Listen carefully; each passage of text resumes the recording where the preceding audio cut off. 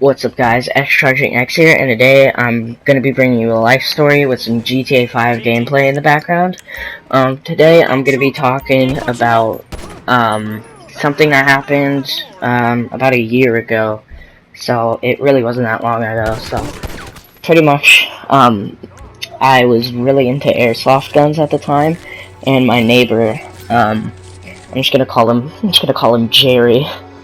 Jerry also really liked airsoft guns, and every day we'd get home, we would play airsoft together, and we'd get some kids around the block, and we'd just all have a huge airsoft war, because at the time, my house was in a neighborhood where there were a lot of dirt hills, a lot of open space to just kind of do whatever, to just mess around in and do whatever you want. So, a person that was across the street from me, I don't remember his name, but I'm just gonna call him Dan. He lived across the street, and Dan really wasn't that fond of me, so one day, me and Jay were playing airsoft. We got home from school, we got our big guns, and we just started playing airsoft. We were having fun, and me and Jerry start running on the sidewalk, and we see a cop car pull up, and we didn't think anything of it because airsoft isn't illegal.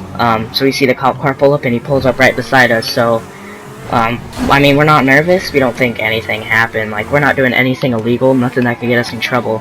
And the cop goes, and the cop's like, well, how are you guys doing today? And I'm just like, oh, we're good. And he goes, well, we got a call about you guys, perhaps breaking a window with your airsoft guns. And we're like, what? Because, I mean, me and Jerry, we didn't even shoot in directions of houses in case stuff like this ever happened.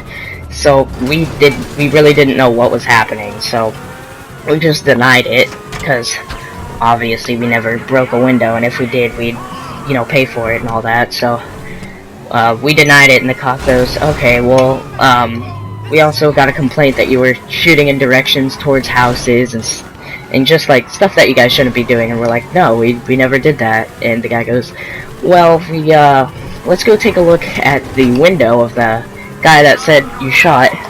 And I'm like, okay, because I'm not scared because we didn't break a window. So he's like, okay, we're gonna take a look at that window.